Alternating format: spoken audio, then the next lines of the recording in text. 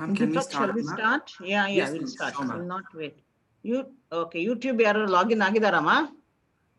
YouTube ಅಲ್ಲಿ Yes, ma'am. Check ಮಾಡ್ಬೇಕು ma'am, check ಮಾಡಿ. Okay, you start, Yes, ma'am. Deepak. ಹಾಕಿದ್ದೀನಿ, ಲಿಂಕ್ ಎಲ್ಲ ಹಾಕಿದ್ದೀನಿ ಮ್ಯಾಮ್ ಗ್ರೂಪ್ ಅಲ್ಲಿ. Okay, no problem. Yes, ma'am. A very good afternoon and a warm welcome to everyone who are gathered here virtually for the webinar on knowledge graphs and the current pandemic COVID-19 to be delivered by Dr. Vishwanath Datta of ISI Bangalore. At the outset, I extend my welcome to our speaker, Dr. Vishwanath Datta, Associate Professor, DRTC, ISI Bangalore. I welcome you, sir. I take the privilege to welcome our Honorable Vice Chancellor, our Professor Venugopal KR, for extending his support in the conduct of this talk. I welcome you, sir. I now welcome Professor H.N. Ramesh, Principal UECE, for extending his support in the conduct of this talk. I welcome you, sir.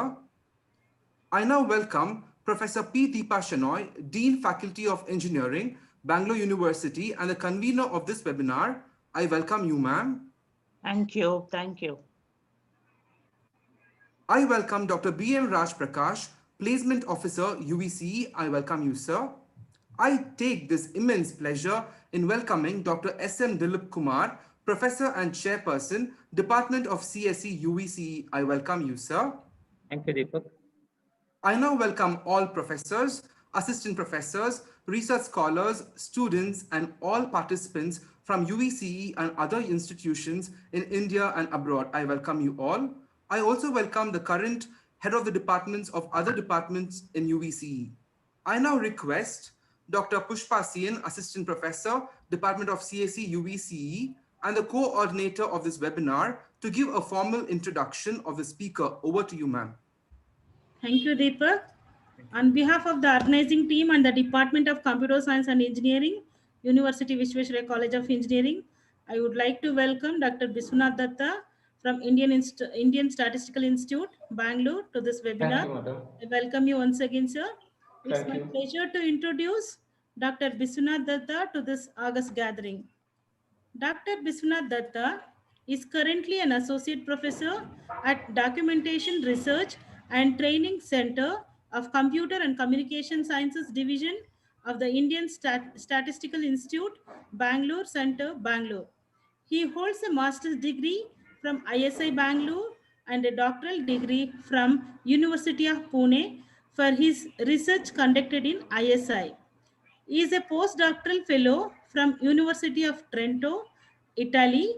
He has published more than 50 papers in leading journals and conferences of international repute.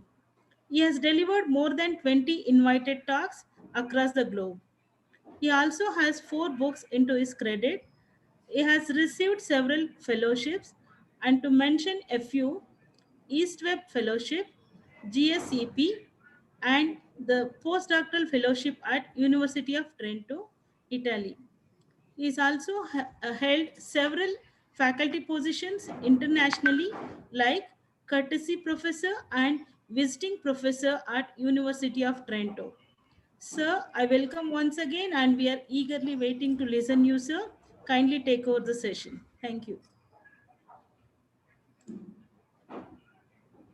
Thank you, Dr. Pushpa, and thank you once again all for giving me this opportunity and to be here today. Of course, this virtually, but something is better than nothing. So that's the. So let us start. So you know that. Just a second. Just wait. Yeah. So as the topic says, the knowledge graph and the current pandemic COVID-19. So this talk can be seen, from the perspective of mainly from the knowledge graph, that we will be talking about the knowledge graph in general, and what we did, what kind of research we did in the context of this pandemic COVID-19 and the knowledge graph. So these are the two things that today we will be discussing. Okay. Now this is the outline that where we, as I said, that we will be discussing, giving some kind of fundamentals of the about the knowledge graph, And the other important aspect is the technologies that we may need or we basically use for building knowledge graphs. And then our research, that is Codo ontology and Codo knowledge graph, that is COVID ontology, okay, and COVID ontology knowledge graph. So this slide, I think all of us are quite familiar with this, because this is just the data and this is just a few examples of the data that how we see. And remember, these data basically, you know, represents this present COVID-19 data, but it could be anything. In general, it could be anything. So examples are just for the representation purposes. So the idea is that as we are observing even within India, or even if you take across the world, nowadays everywhere, wherever you visit, whichever you page visit, whether it's a newspaper, portal, and everywhere you see the data. So I think that earlier we used to always, you know, kind of blame that data is not available. This is no more true. Lots of data is available. The format also, earlier we used to always complain that the most of the data is available in an unstructured format, but that's also, I think now we are actually changing a lot. Already we have changed, and we can see that there are a lot of, if not structured completely, and that is where actually we'll be talking today, but most of the data now available in semi-structured format, in a sense like as a CSV file, Excel, and of course the other tabular formats and all, which can be considered some extent the semi-structured data. And this is also very common that, you know, that this data, that whatever we saw in the previous slides, they are presented in different ways. This is what the very interesting field nowadays and very catching field, you can say, that the data visualization. So in every site, every portal you visit, you will find there is a kind of column of data, and then on the other side you will see this kind of representation. But now the question is that is this data is really good? Is this kind of presentation is really good? So the question when I ask, so I basically try to point out the kind of problems. So where are the problems that why we are pointing to this? So the basic problems are that, as probably you also felt it, that this kind of representation is like a top-down approach, that where the kind of authorities, they impose on the users that how the users should look at the data, how the data should be given to the users. Another thing is that these are hard-coded and these are non-interactive, so you cannot really interact with this kind of data.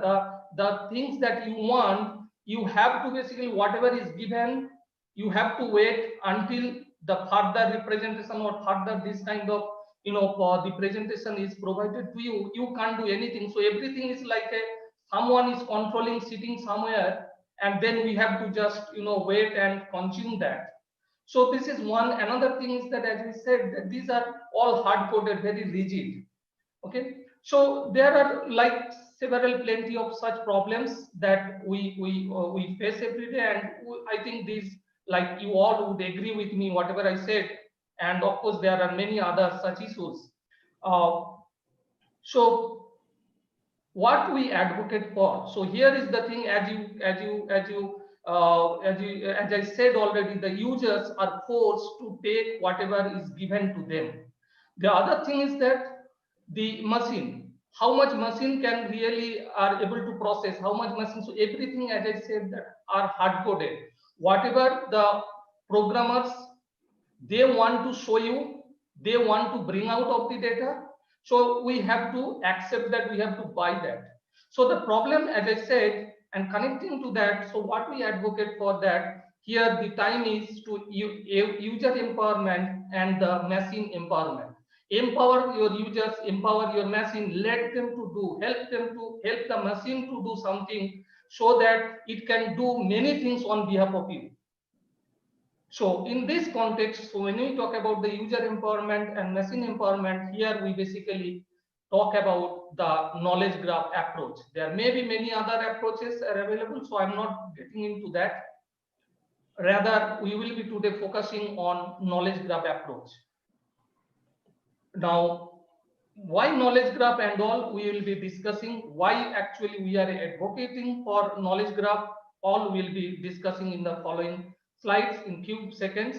But before that, it's important to understand what knowledge graph is. So before we say what is knowledge graph, it is good to look at what is graph, and I think many of us we know already what is graph, but just this is just to refresh, because sorry, throughout this presentation you will be seeing this kind of diagrams, this kind of block diagrams, where you will have set of nodes and this kind of links or the edges. So generally a graph is basically a set of vertices and the nodes. And this is a beautiful explanation that this itself, that the knowledge, just now I said that a graph is a set of vertices and the edges. This itself we can actually represent as a graph. And that's what you see here, that graph that contains vertices, it contains edges, and edges links vertices, and then vertices also known as nodes. And these graphs are basically set of vertices and edges. You see this, that the natural language, because you know that the insight, what's the major problem, that we have lots of data. It was there also earlier. The problem is that the insight, because that is what we are interested in, because we know that the knowledge is within the or inside the data. So to extract that, we need the way to find out that how, and it's impossible, because you know that there are a lot of data is available, and it's impossible for any human being to really, you know, process it by its human brain and, you know, extract the insights that he wants. So the thing is here that the data we need to put it structured form, but again the suitable way is doing it is the graph form, because if you look at any domain, you take any example of the domains, you will find that all are actually kind of, at the end you get a network of data only, because everything, any domain, whether it is a transportation system, whether it is a disease, whether it is like even COVID-19 in today's context, everything here you have the data actually in, which is in an implicit form. But if you look at it, they basically are in a network form, they form a network, and that is where this graph is nothing but a kind of forming a network of different that data that you have within a domain. And as I said here clearly, that I mean, it's a basically it's a typical example of composition and decomposition techniques, because you get a string, a kind of, you know, sentence, you break down, and then again you put it back, and that's the way. So the graph finally is basically a set of vertices and edges. With this, now we will discuss about the what is knowledge graph. Now it is, I must be very honest here, that truly speaking, the what is knowledge graph, nobody can really say, or there is no kind of, we can say another way, that there is no uniformly accepted definition of knowledge graph. There is a lot of debate that's still going on within the community, and there are different perspectives they give about the knowledge graph. But however, for today's discussion and also for the research that we carried out, that we will be discussing soon, so basically that whatever we considered, I'm going to explain that only. So for us, a knowledge graph is a kind of manifestation of an intelligent web of data informed by an ontology. So, and this definition is given by Kingsley. And what it, as I mean, just I quickly say a few words about this picture, because this is a very, it actually explains what knowledge graph stands for. So I think most of us here are familiar with this hypertext, right? Where we used to, you know, this, if you think about earlier days Google, not the current one, but the few years back, a decade ago, the what we used to do, it's basically completely HTML documents, okay, and that is where that hypertext documents. But in today's context, that when we talk about the knowledge graph, it's about the hyper data. instead of, because what we had the connections between the different set of documents. The documents were connected, and we used to click from one document and we could reach to the other document because there were always the links were there, hyperlinks were there, right? Now, this is the way forward, that where we are saying that instead of only the document, you basically build a kind of linking of the data, and that is where web data. And this again we will take up in some time when we talk about the technologies. So we will again talk about this. The another thing is that here is the ontology, right? So this part actually is the one that which is more abstract, and this is the one that which describes the domains, which defines the domain. And this is the data part, that where actually you have the data. So these together, this is basically forms the knowledge graph. But here is the debate. Some people consider that this is the knowledge graph, and some people say that no, the knowledge graph is the one which consists of the ontology. And why we promote this definition, we will see, and we will be discussing that in the following slides. Okay. Now, this is another definition. This is also in line with the what just we discussed, that Kingsley gave. So this is another one. So where it says that knowledge graph can be seen as a database that can be queried because you have the data. Graph that can be analyzed as a network of data, and knowledge base that new facts can be inferred. And this is where that in the previous definition, that what Kingsley mentioned about the intelligence comes that because you have already a set of information, and from there only you can produce a new piece of information which is nothing but a knowledge, right? And that's the reason that when we talk about and that's the major difference between a database and a knowledge base.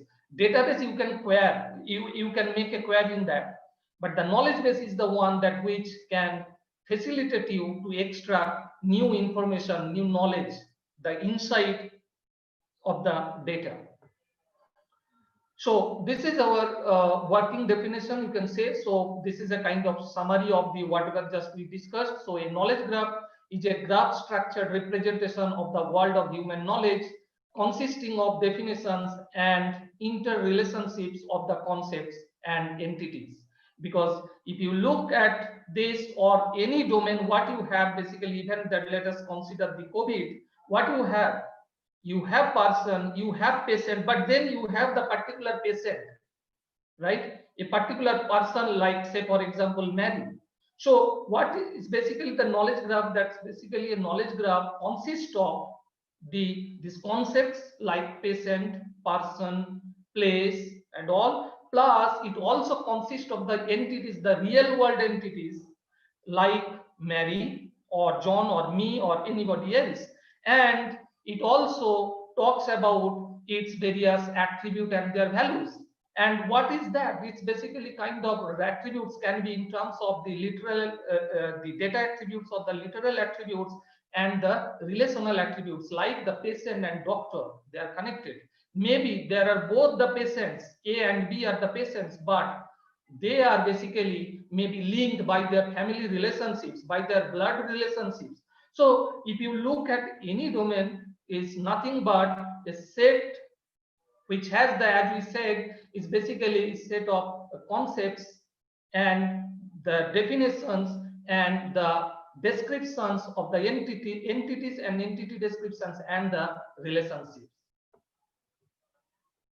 So now the another important part of this lecture is that why knowledge graph? Because we said that we advocate for knowledge graph, but then the question comes that why?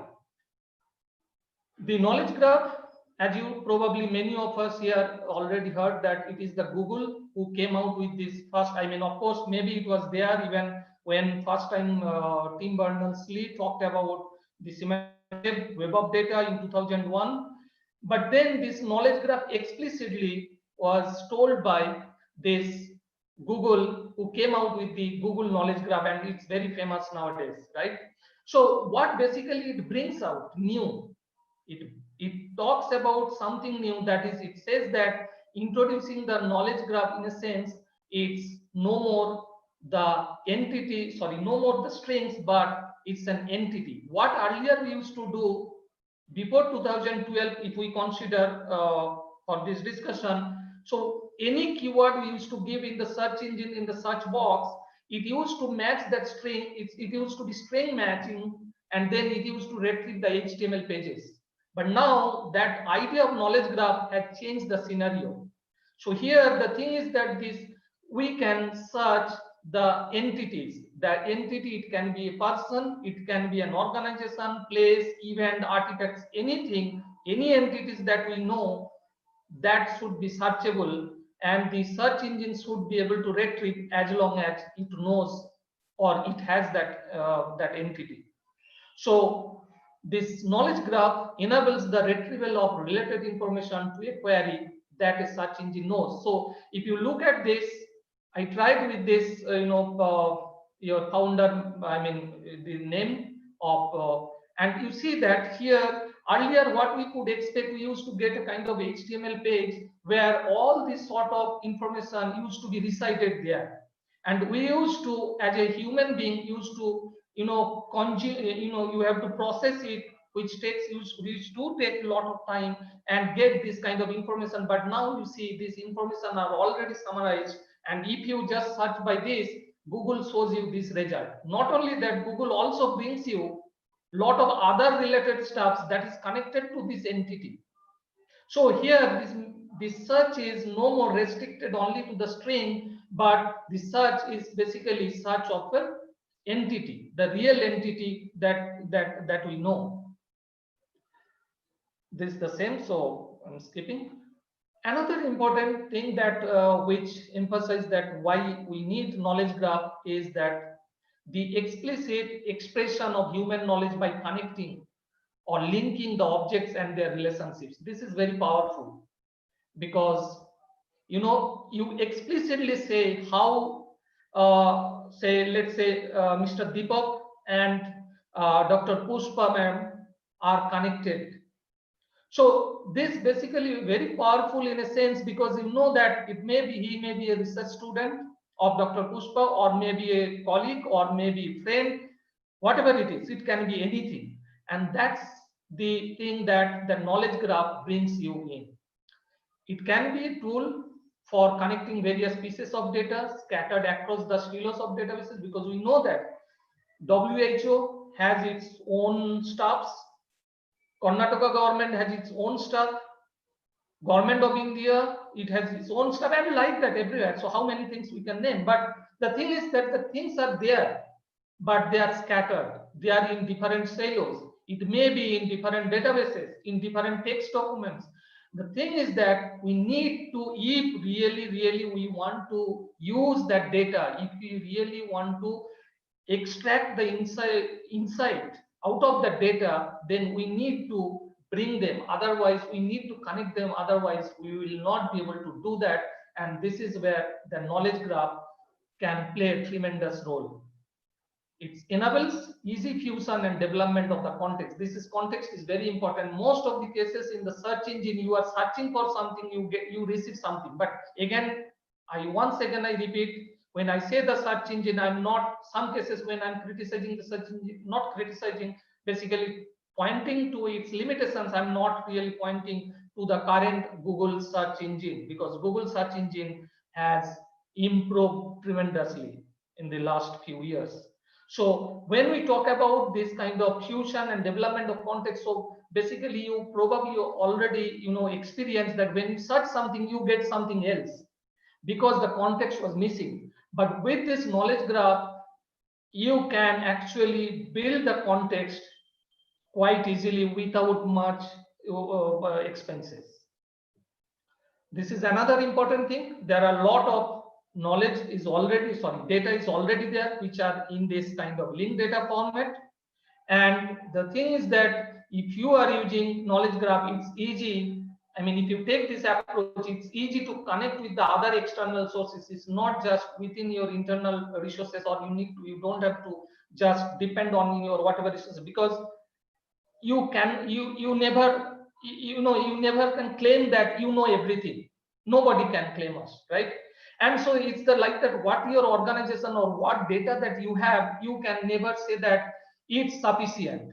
Maybe it's sufficient for a small applications, but if you look at back outside, if you go outside, maybe you will find many other relevant things which can tremendously improve your the data quality. It can enrich the data through which you can actually extract more useful knowledge.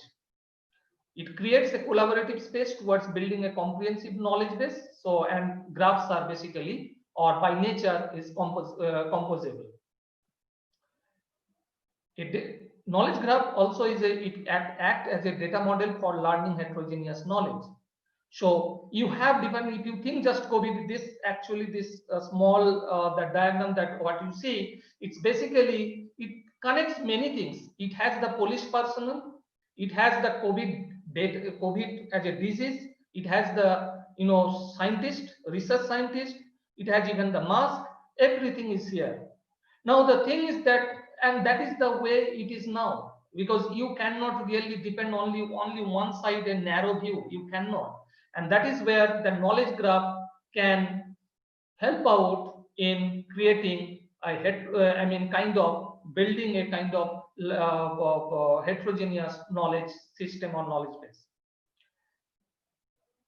The another thing is that it helps you out in extracting the insights from the data by interlinking and analyzing.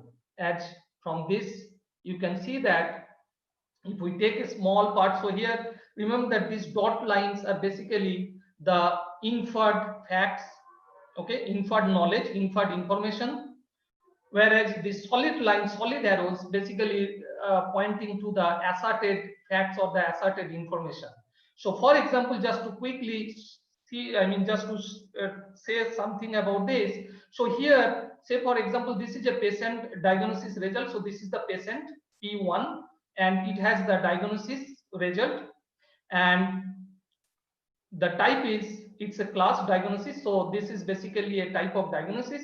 But then once you run the reasoner, which we'll be discussing in the following slides, so this it would be able to actually tell you that, oh, this patient, whether what kind of COVID-19 he is, he belongs to, which class he belongs to. So this is like, if we consider the COVID-19 disease in different classes, so we have like severe, we have mild, and we have very mild, like that. Different classifications are already there. So when you have this kind of knowledge, this kind of data is expressed in this form, the system can tell you, oh, this diagnosis is actually pointing to these mild and very mild COVID-19 cases. And this you are not doing as a human being, we are not doing manually. This will be done by the system itself. So the thing is that you don't have to manually check and match whether this particular patient has this severe COVID-19 or he got affected with this mild COVID-19. So this does by the system itself. Another thing is that 360-degree views. So this knowledge graph can immensely help you in giving you a kind of wider perspective or wider views, that where you can see everything under one roof probably.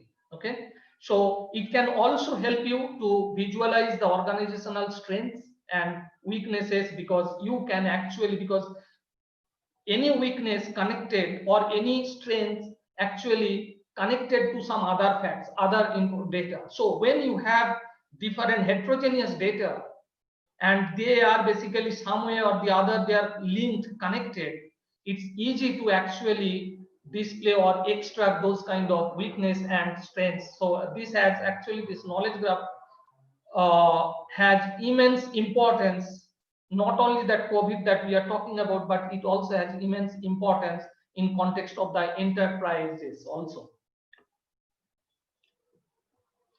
This is another important that SPARQL, it simplifies the SPARQL is basically a query language, which we'll discuss in the following slides.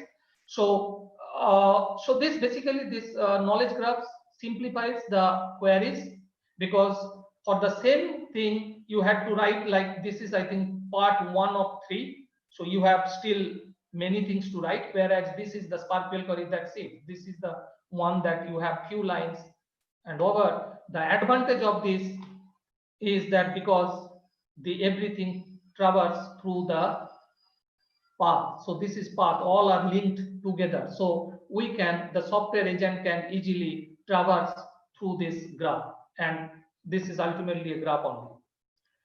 This is another important that why we should go for knowledge graph approach, because it can form a backbone for AI and analytic platforms. So in a sense, let us say we take, we just discuss about this part. So it talks about, the raw data, machine learning, knowledge graph.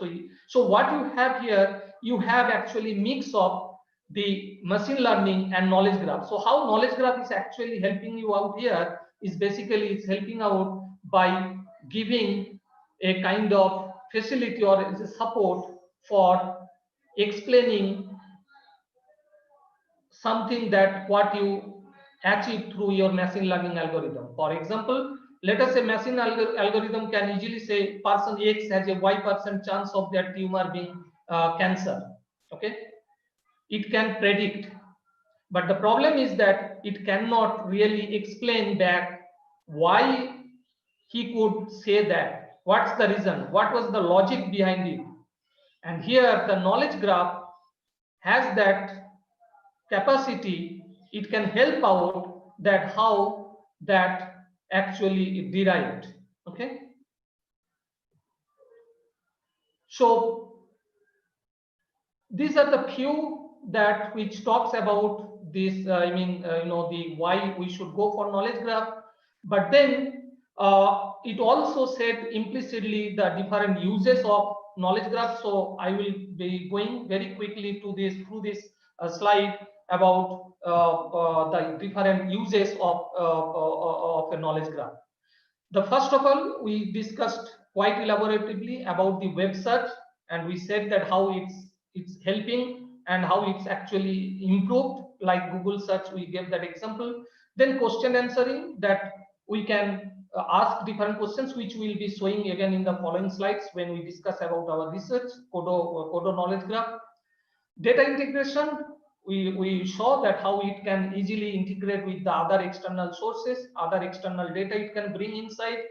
Data collection, analysis, data visualization, that's also we'll see in the following slides. And then machine learning and advanced analytics. So machine learning also just we gave in one example, but there are many other examples that we can see that where knowledge graph can really help machine learning. Rather, we will say that machine learning and knowledge graph can both help each other. That's the idea. Now, another important component of this talk is the core technologies that you may need to build a knowledge graph. So, but before I start with those technologies, we cannot really start, in fact, without mentioning the semantic web and the main person behind it, that's Tim Berners-Lee. And this is the famous article, that 2001, that Scientific American article, where the semantic web was formally announced, published, that idea was published formally.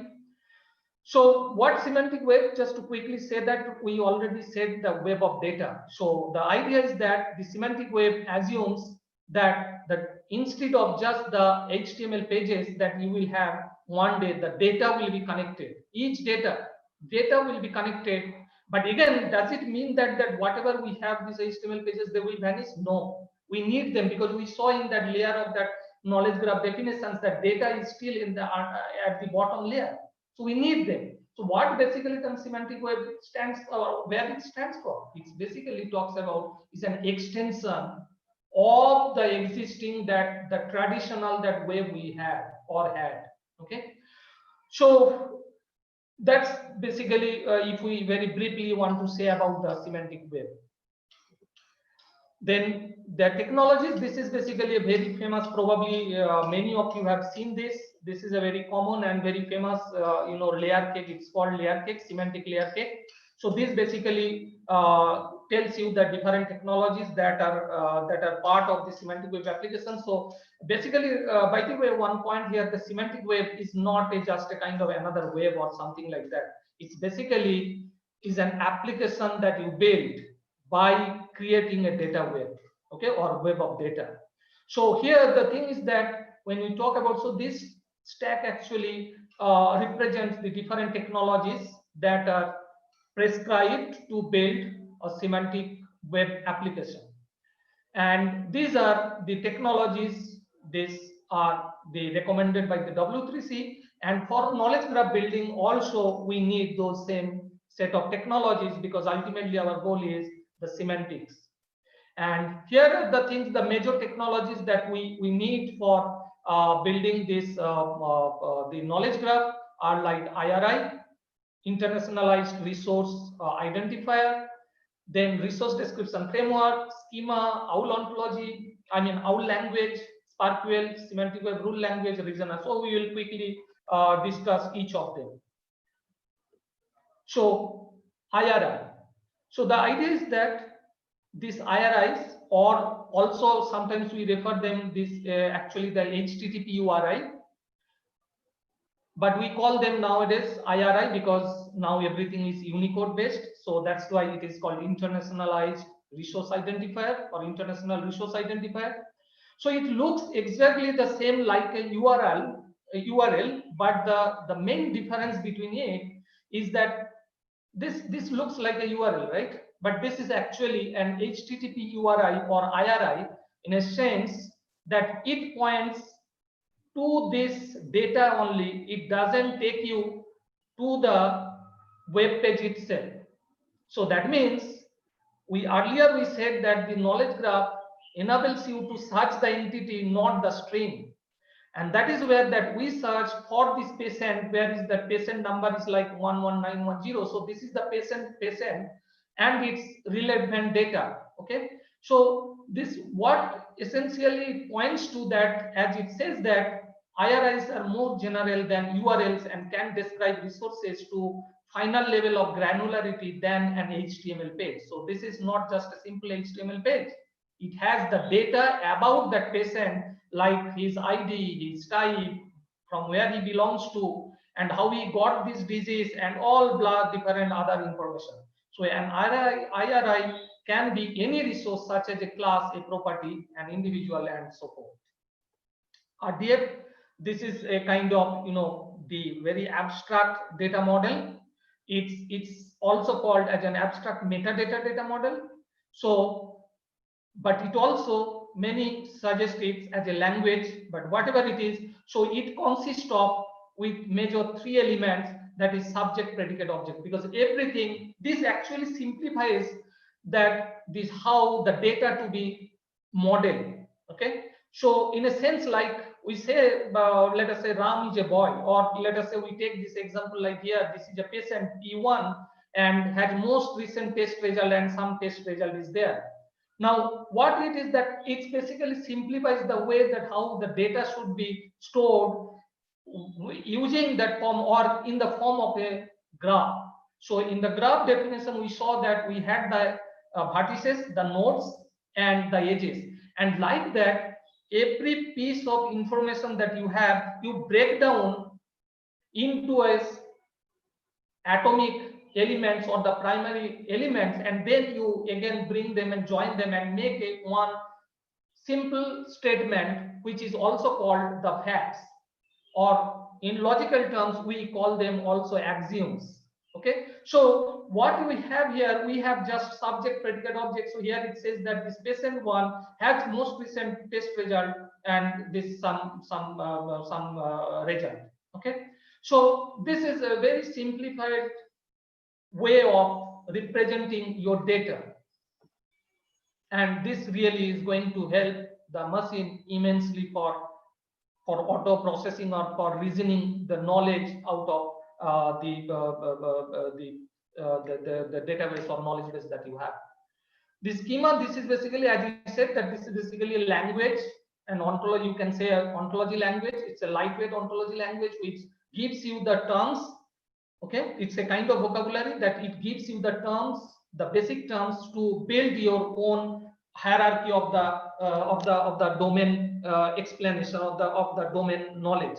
So for example, here you have like patient is a person, then vital signs is a subclass of test result. So all these kind of definitions, if you want to do, if you want to build this this hierarchy, is basically the RDFS, and whereas that you have the data in RDF. But ultimately, remember, these are all also the RDF statement only, because you have vital signs, subclass of test result. This is also subject predicate object. Similarly, you have here the patient one is type is patient. So that means this patient one is an individual of the patient class. So this is nothing but again another statement that where, so this everywhere the RDF is there, and this RDF just adds more number of terms to enable you to create your own, or to allow you to define your own domain knowledge. The OWL is the most higher order on top of this RDFS. This is the higher order language which has more number of terms, and more importantly, it has also the description logic embedded within it, which makes it actually a very powerful language that which the machine can actually use for semantic information retrieval purposes. And we will see a couple of examples in the following slides. Yeah, so this is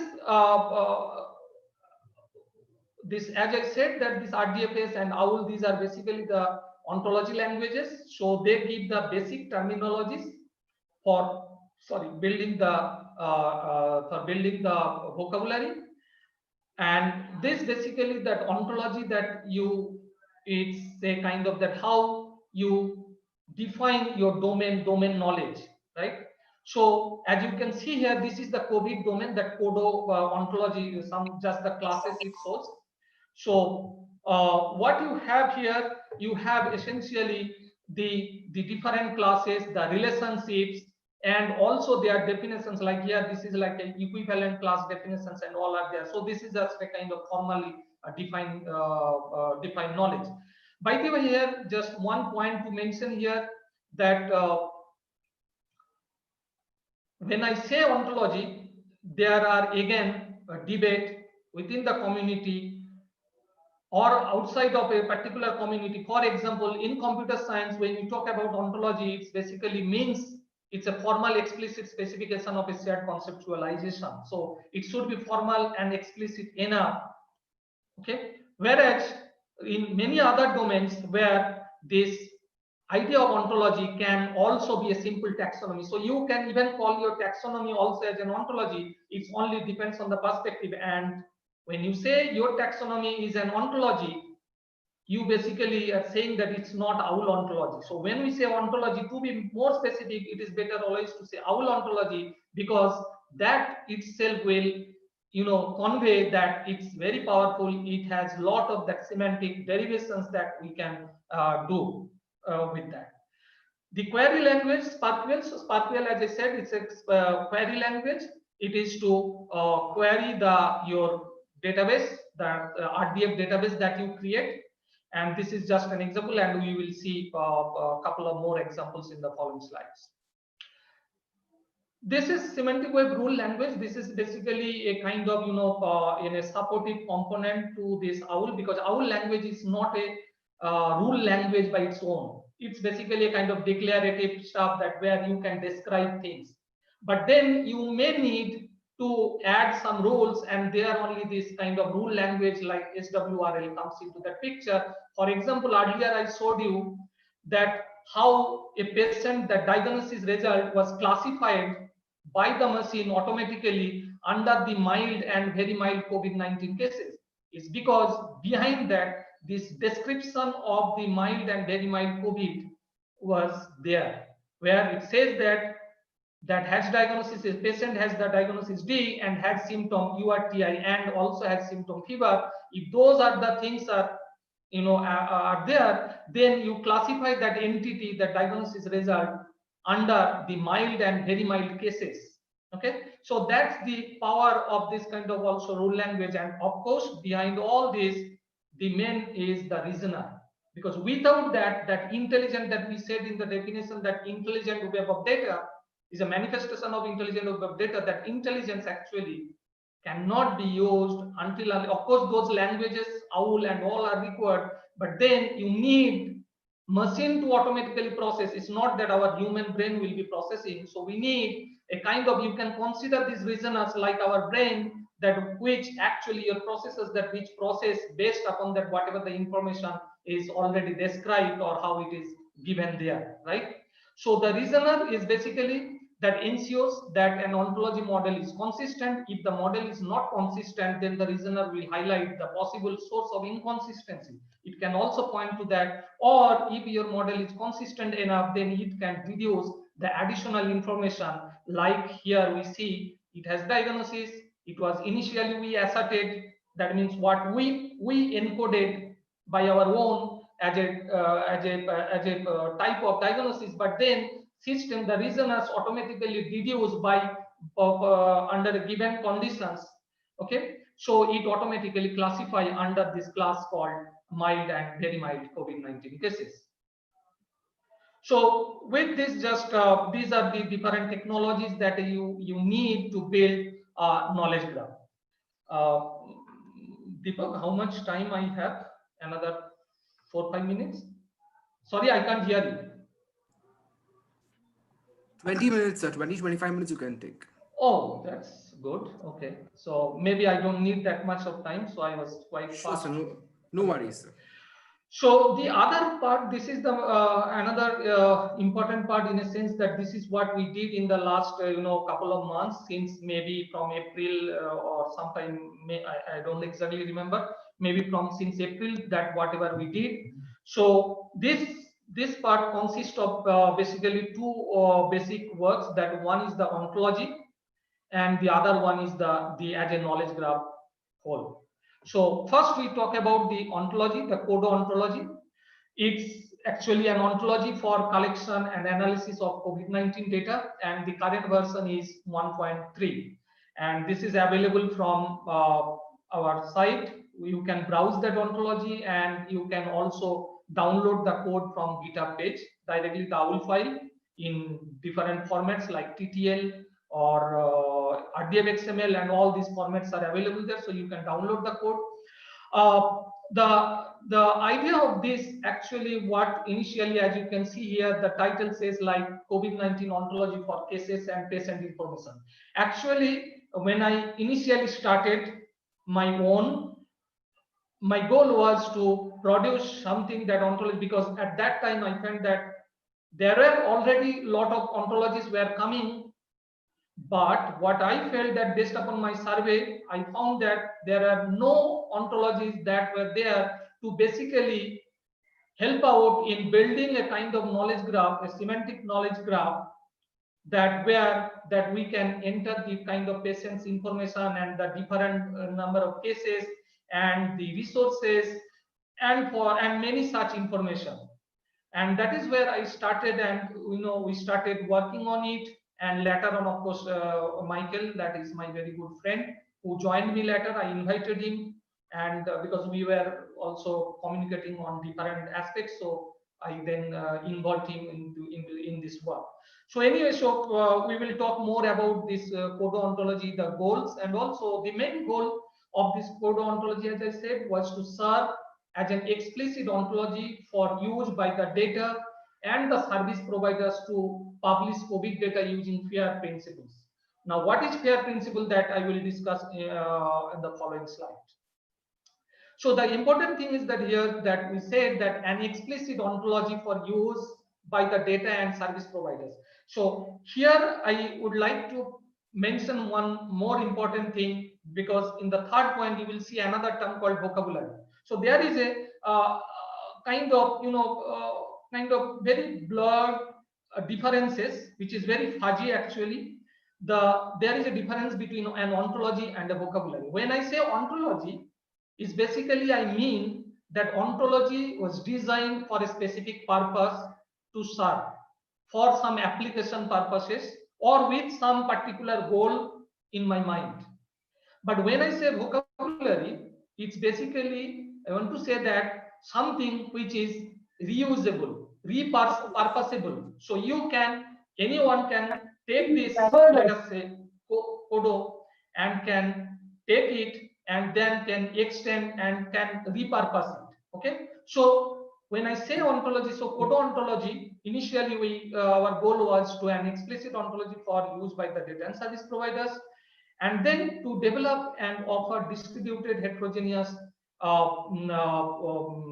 applications for building the application purposes. For example, like you can do the advanced analytics, you can do the decision you can use for different decision support making purposes, or you can even study, you can use it for different behavior analysis purposes of the disease. For example, here I would like to give one example, like how a patient got that disease, that COVID-19. If you want to track it, of course, we know that there are certain informations are already tabulated, and of course, we are also using that information. But the thing is that using this ontology and having data inside, you can actually do it in a much more smarter and intelligent way. The other thing is that to provide a standard-based reusable vocabulary for the various organizations like any hospitals, government agencies, they can use it for annotation purposes, like that you have these different journal articles, books, white papers, and different documents that also, if you want to annotate, actually people can use this Kodo ontology for that purposes. So here the goal was mainly to build applications to support the analytics, and another one was to support the annotation of the COVID information of the COVID related literature. And some of the use cases, as already I said, the knowledge graph creation, annotation of COVID-19 literature, and also the application design, like one is like risk detection system. So here I would like to go to the next slide for this. So here actually we had some kind of success stories. So in a sense that this Kodo actually people are using now, at least we know one, that where they are using it for risk detection system for older people. Okay, so here is the one that solid example that shows, or the application that shows that the purpose of COVID-19 ontology as an application ontology. Of course, there are many research community academicians, they have expressed their interest to use Kodo for various purposes, mainly for the knowledge graph purposes. So these are some of the success stories that we have in this last couple of months. So here is the one that just a design approach, which I won't go through it because this is already available in a published paper, and this is available in the public domain. It is this paper on this Kodo version 1.0 is publicly accepted in this KEOD conference. Okay, so this paper is available online, so you can just read it if you are interested to know about the methodology. Unless there is any other question, I just skip this part. But here I would like to quickly mention that this, as we said, that our Kodo ontology is an explicit and formal ontology. This is an evidence that how it works, and also the examples that we previously shown, that how a patient diagnosis based upon or going through the diagnosis report, how a patient report is classified under the mild and mild category. That shows that evidence that this Kodo ontology is a formal explicit ontology. This is our ontology block diagram. I know that this is not really readable, but this is available again in our paper, or for the better resolution, maybe our GitHub page may be accessed. In GitHub page, this image, high resolution image is available. So this is nothing but just a kind of the classes and the different data properties that we have within the ontology, and their relational or the object properties that we have within the code ontology. But again, this is just version 1.0. We have not yet produced such block diagram for version 1.3 and hope we will do it soon and upload it on our GitHub page. Okay, so that's very brief about this Kodo ontology.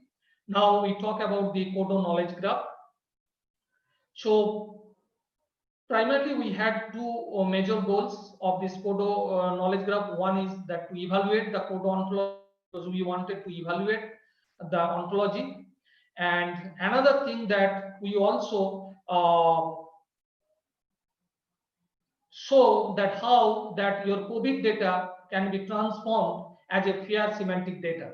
And earlier also I mentioned that FAIR. So FAIR, what it basically it is an acronym. It stands for findable, accessible, interoperable, and reusable. What it means to share very quickly. So it's basically a kind of FAIR. If you search in Google, you will find thousands of documents on this now. It provides a set of principles that which promotes that the data should be findable. You should be able to find the data. The data should be accessible. The data should be interoperable. That means that they can communicate. And the data should be reusable, repurposable. So here the idea is that when we talk about this FAIR, is basically our goal also was that COVID data that's already available, and in our first slide we have shown that it's available in a CSV file. That's really not really something that we want to find out. We won't so easily find it unless we go manually, and we have thousands of data. It's impossible for any human being to so easily process it. And also our goal was to give them access to that data. They should be able to search it. They should be able to query whatever they want, not that someone sit there and impose that what the user should see, but rather we wanted that to give that access to the data. And as I said, this for this purpose, knowledge graph is the possible best solution we see.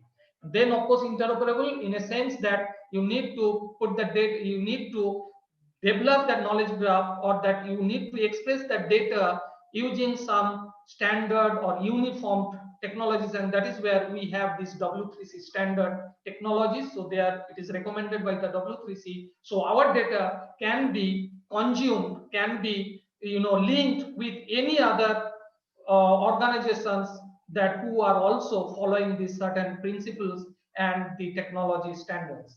And then of course goal is that reusable. So whatever the data, as we said, we have the data, we have put it as a graph. Now you build your application as per your need, and you just need to do little further changes on the top. So here is the one that example, which is a very small example. As you can see here, it shows that the data is limited to only 150, and this is the actual that we show, and this is just a small slice of it, just to give you a zoom view that how that data works here. So what we said, that query, that question answerable, that we said one of the possible applications, applications. So this actually shows that, say for example, you wanted that show the patients with the possible reasons of catching COVID-19, also display the relationships between the patients, if any. So what we wanted to know from the data, that tell me what are the different reasons of having this or catching this COVID-19. Okay, how that some guys got that COVID-19, and whether there are any relationships between the patients. And that's what you see, that it works like a magic, because we have the data in a graph form, and then you just use any SparkQuell engine and you see the magic, and you see that we have all the explanation, we have all the details, and we can, if we want really, we can actually track, and we can find out how some guys, some patients, they got this COVID, and whether there are any relationships between the patients. But this is just a glimpse, a small example that we wanted to give. But as if we look at closely to our ontology, you will see many such kind of wondering, or many such magics can be possible to do.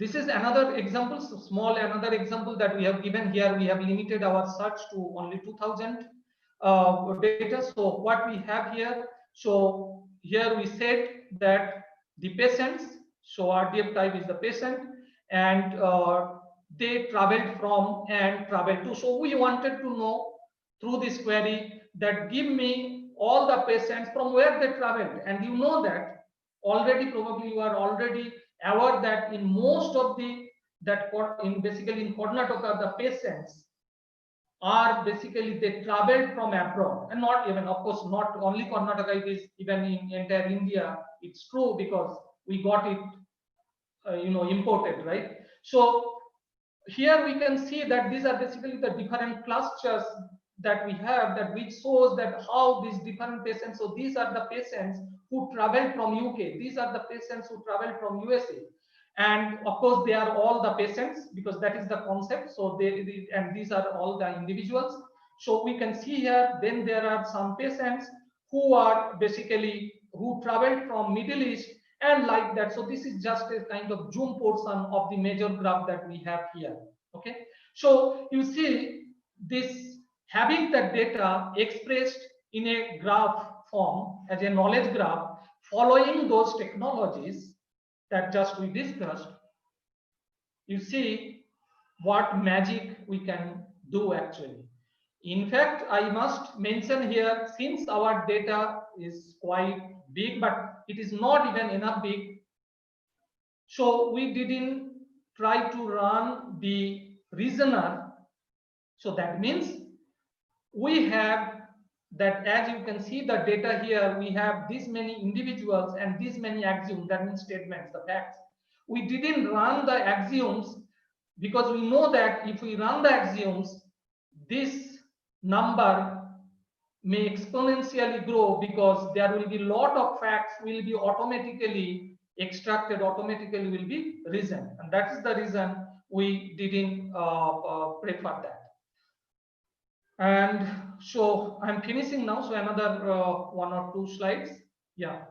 So we have this the kind of experiences, the challenges that we faced. The major challenge that these are, some of them are very common, but I would discuss only these 2 challenges.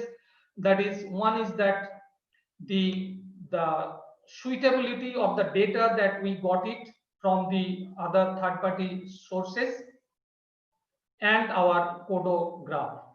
The problem is that most of the cases, when they capture the data, they don't perceive that how that data is going to be used.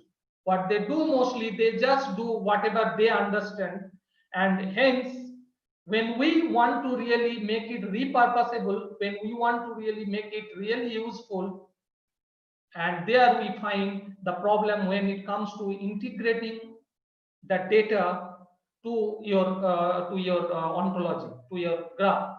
So we actually spent a lot of time in transforming the data. And another problem also we found, the data, which is very common, we know that data is always messy, so it's inconsistent data. So sometimes, for example, the patients are referred within the file is like P1342, sometimes it is like 1342, sometimes it says that P132 and P13 and P14, sometimes it is hyphenized. So it's really very messy when, and the problem is, as I said, that in knowledge graph, this patient, we could easily process it by simply saying that this is a string, but we didn't want it to be treated as a string. Rather, we wanted to treat it as a patient, as an entity, and that's where the problem comes. Okay, so that's the problem that we faced, and there are many other that which will be possibly hope so that we will be soon communicating many such experiences, the challenges that we faced. And this is the last slide. These are the Kodo ontology and graph are available here, and take home messages. So graph data is inevitable, you cannot avoid. Knowledge graph is a powerful way of representing the data. Knowledge graph can solve many present day data integration and other related tasks. And KG and machine learning are not technologies that compete with each other, but rather can solve different problems, in fact, together. And this is a special acknowledge to my friend and colleague, Mr. Michael Divelis from USA. He helped me a lot for, he continuously helped and made an active contribution, participated actively in making this Kodo flourish. These are some of the references, and thank you. So, yeah, I'm done. Thanks a lot. Thank you, sir, for thank this you. wonderful talk. Yes, ma'am. Yeah. Yeah. Thank you so much, sir. It was very nice and wonderful talk. I have one or two doubts. I have put that in the chat, but I want to ask myself. Yeah, please. Sir, is there any expansion for Kodo? Yes. So as we said, maybe I missed it. I didn't observe it. Yeah. So this basically that initially, as I said, that we planned with this COVID-19 ontology for cases and patient information. But now, as it's growing, Kodo is growing. So actually, it's like a COVID-19 ontology for collection and analysis. No, it is not CODO. Do you have any expansion? Here. So COVID. CODO. I mean, it's just, madam, it's a kind of fancy. Ontology. So for cases and patient information. Yeah, so, that's like what. Yeah. We wanted okay. a catchy and very simplified abbreviation. We didn't want really very complicated and lengthy. Okay. So, your observation about COVID patients, is government using it in any manner? You mean this all these works that we did? Yes. What graphs you have generated for the connections and so on, because the tracing, we are not doing the tracing properly. That is where we have failed. Is it possible to use your graphs for that purpose? Surely, ma'am. Yes, surely it should be possible to use. And of course, from India or from government of Karnataka, especially, we don't have any kind of information. But it's true that I received some communications from abroad. A couple of I think, if I remember now, there are one or two countries. I don't exactly remember now the name of those countries. So a couple of them actually they expressed their interest, and so only one thing that is restricting them not to immediately. I mean, some way it's creating little confusion in their mind, in a sense that persistent URL, because right now it's in our organization. Okay.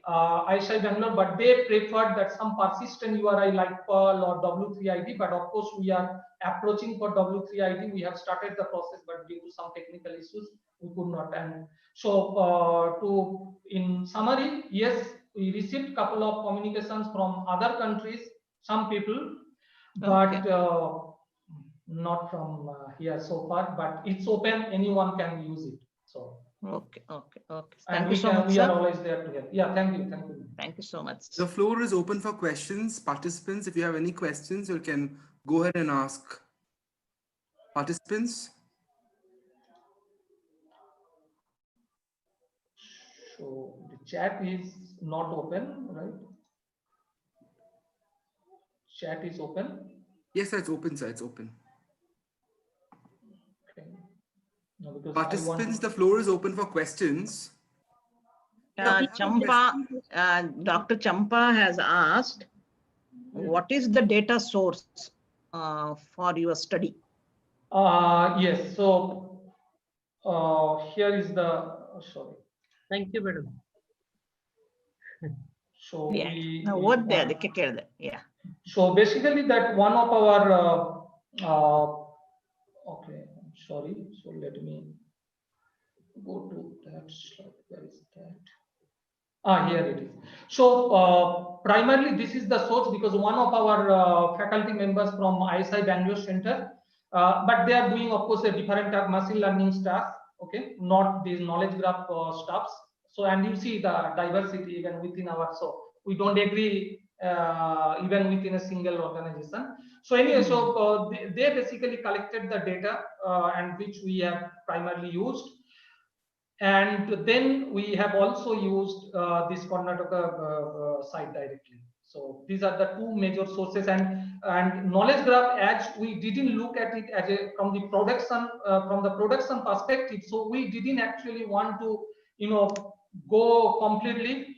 So we just wanted to produce a significant data, add significant amount of data, but not to go for complete, because we don't have enough infrastructural support or this, and it may take time because we need to arrange many other things before we really attempt to add or create an extensive knowledge graph. And we are happy, we are kind of open to do that, and we tried a couple of projects proposals, but we are just waiting for the results. So far no response.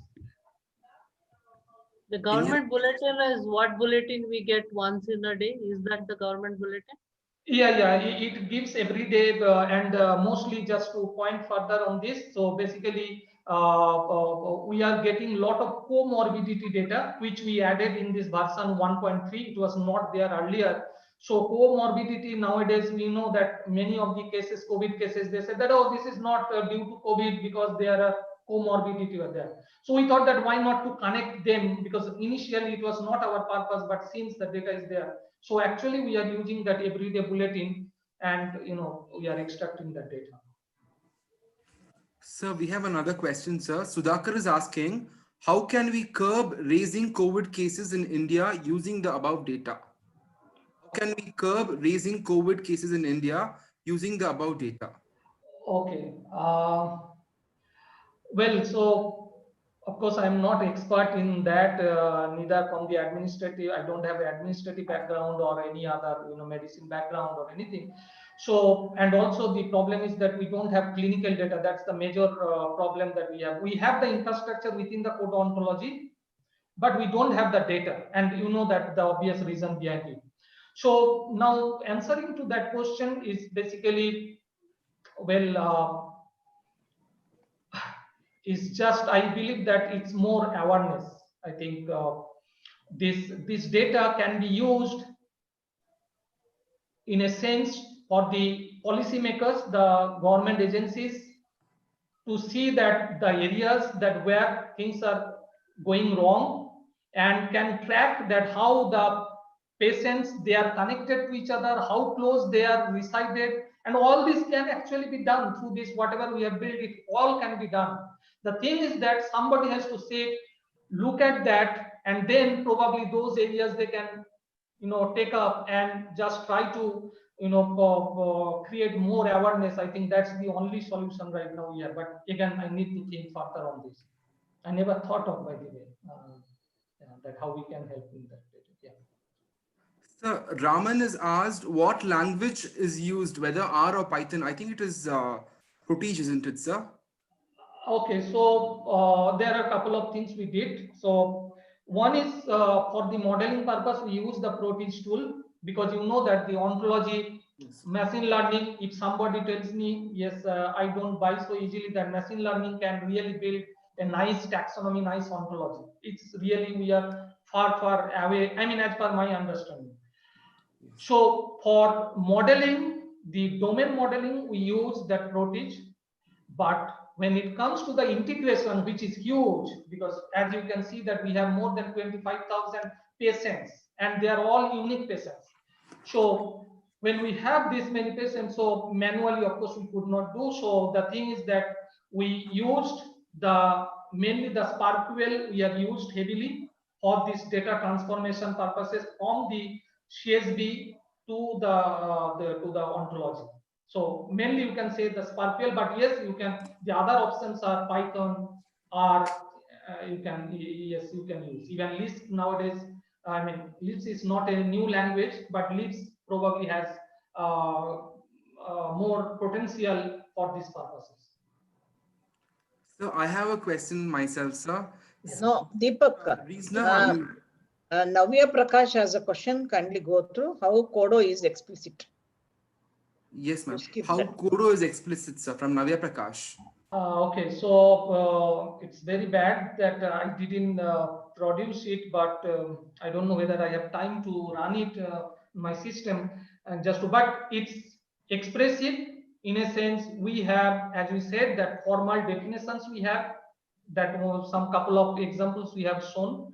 I think yeah, this slide, though this is not really very visible, but you can see. So equivalent classes, and also here we have the classes are wherever applicable, we define those classes. Okay, so they are the defined classes, and we used fully the OWL DL. So basically you can say in that way, in one word, OWL DL compatibilities. Yes, sir. So why are data limitations and query limitations in Kodo is asked by Navya Prakash. Why there are limitations and query limitations? I didn't get the. Yeah, there were data limitations of 150 and query limitations of 2000. If I remember Okay. No, this is just to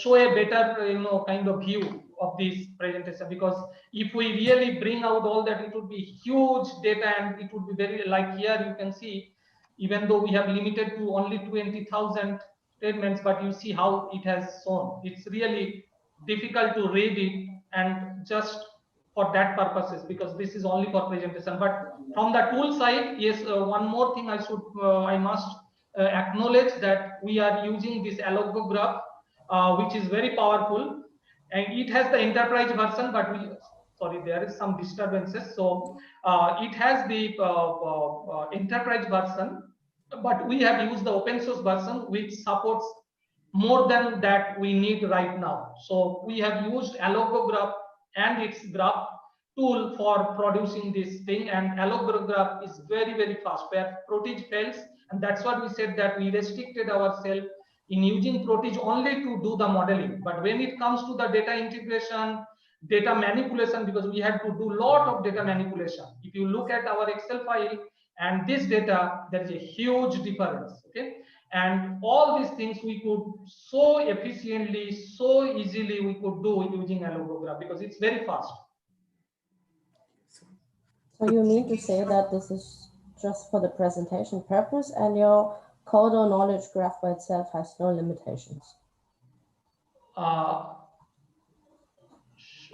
No, Kodo knowledge graph has no limitation, if I understood your question. So just to let me repeat that question. So the question is, this limit is the limit of the Kodo knowledge graph, or for the presentation, right? That was the question. Is that? Yes. Yeah. So here just we restricted the search to 2000 for this presentation, but we could just simply delete this. We don't have to give this limit 2000, and it will bring everything, as we said, that we have this kind of axioms. So wherever that pattern matching, because you know that very well that these are all pattern based matching, right? So these are the patterns.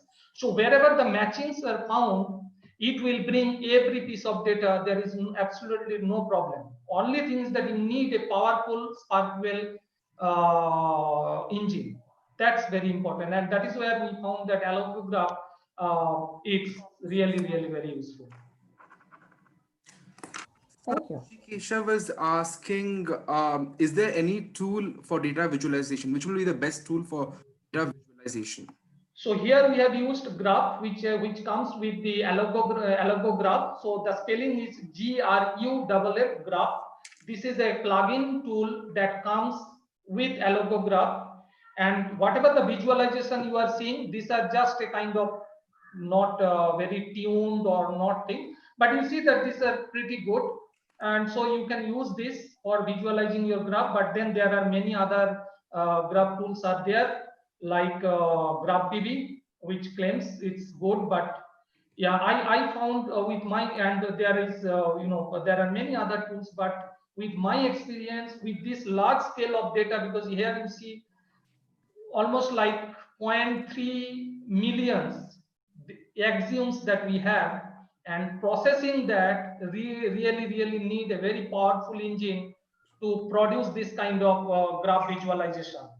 And this is where I think that graph maybe is a suitable tool. So Raman is asking, is ISI supporting the MHO data analysis, government data analysis for COVID? I don't know personally, so I'm sorry. So it's, Yes. as I told that, because we are just kind of doing research on our on our whatever we Yes. thought of, and so I really don't know. Sorry. So I have a question, sir. Sir, which Reasoner are you using, sir? Are you using Pellet or Hermit? That's a good question and very tricky. So as I said, this we are using allograph, Yes. and it doesn't have that as so far whatever, because we are mainly focusing right now on knowledge graph as an asserted fact, not the inferred fact right now. So this allograph doesn't have those tool support, okay, because allograph is morely enterprise oriented, right? So there are like a class between the open source and this.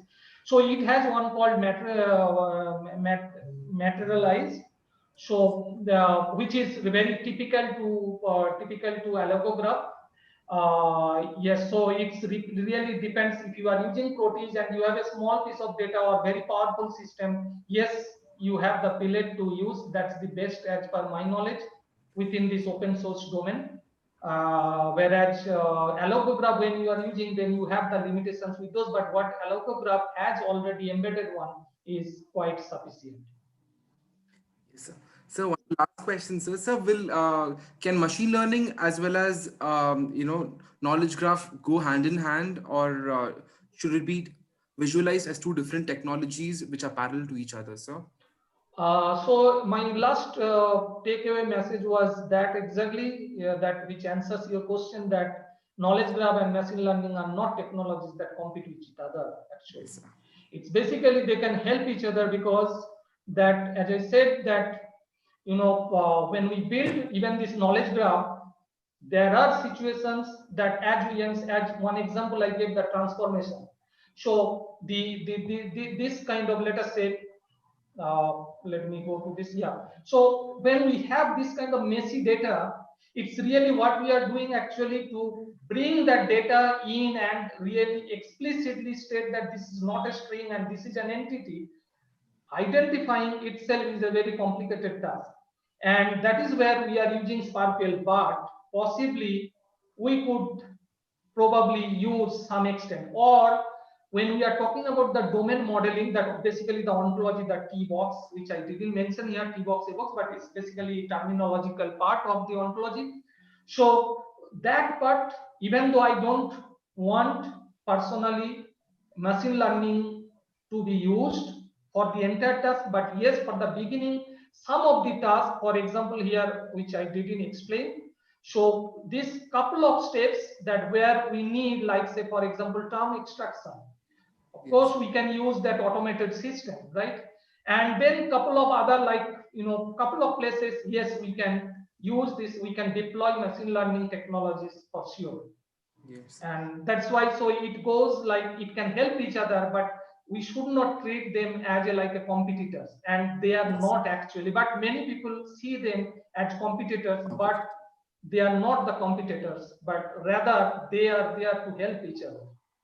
Yes, sir. So thank you so much, sir. It was indeed a great presentation, and thank you so much. Thank you. Now, vote of thanks will be given by Dr. Pushpa CN. Ma'am, can I have the share access, ma'am? Yeah, I have. No. Yeah, I have come out from Yes, my sir. page.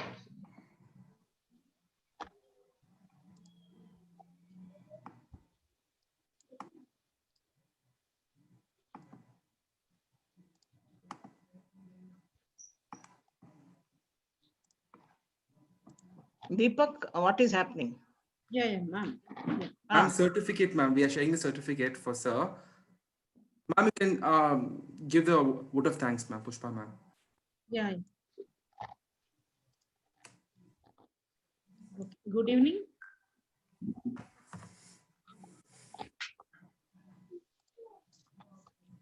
Okay. It's my privilege to propose a vote of thanks on this occasion I, Dr. Pushpa CN, on behalf of the organizing committee and the Department of CSE UVCE, I express my gratitude to the resource person, Dr. Biswanath Datta from ISI Bangalore, for his time and sharing the knowledge in this program. Thank you, sir.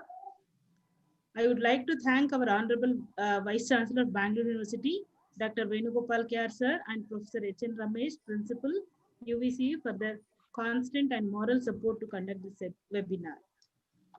I extend my thanks to Dr. S.M. Dilip Kumar sir, Professor and Chairperson, Department of CSE, for his cooperation to conduct this event. Thank you, sir. I would like to thank Professor Deepa Shanai, Dean, Faculty of Engineering, Professor, Department of CSE, UVC, and convener of the program, for her guidance and involvement, for giving me an opportunity to work with her this event. Thank you, madam. Thank you. Thank you. We now virtually felicitate the certificate of appreciation to Dr. Vishwanath Datta. Thank you, sir. Thank you for coming. Wait, Deepak, wait. I extend my thanks to all. Thank you so much, sir. Yeah. I extend my thanks to all the participants of various colleges, universities, faculty from Department of CSE, faculty from other departments of UVCE, research scholars, and students. Last but not the least, I would like to thank Gerard Deepak, alumni of UVCE, and research scholar of NIT Trichy, and the coordinator of this webinar, and Shreyas, research scholar of UVCE, for their support and involvement in organizing this webinar. Hoping this webinar benefits you all. We look forward to your participation in the upcoming webinars conducted by the Department of CSE UVCE Bangalore. I request everyone to give their feedback about the program. We have shared the feedback form link in the webinar WhatsApp group, and e-certificates will be sent to your mail within 2 or 3 hours. Keep learning and stay safe. Thank you, one and all. Thank you, ma'am. Thank you, sir. Thank you for coming, sir. It was indeed a great talk. So I too enjoyed this being here, and thanks a lot once again that for inviting me and having me here. Thanks a lot. Thank you. So thanks for accepting our invitation for the IC Info conference also to be a part of. Yeah, sure. Thank you, ma'am. Thank you. Thank you for the invitation. Let us have continued interaction, sir. Thank you so much. Sure. Thank you. Thank you. Bye bye. Bye all. Bye, Bye, sir. sir. Bye.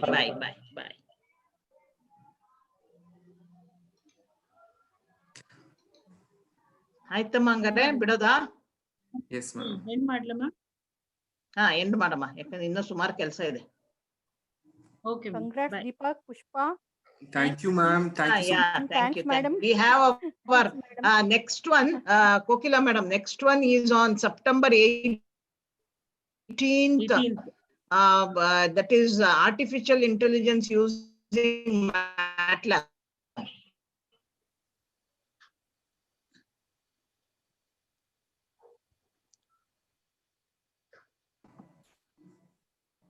Hello, ಹೇಳಿ. Yes. ಹೇಳಿ. ಹೇಳಿ. ಹೇಳಿ madam.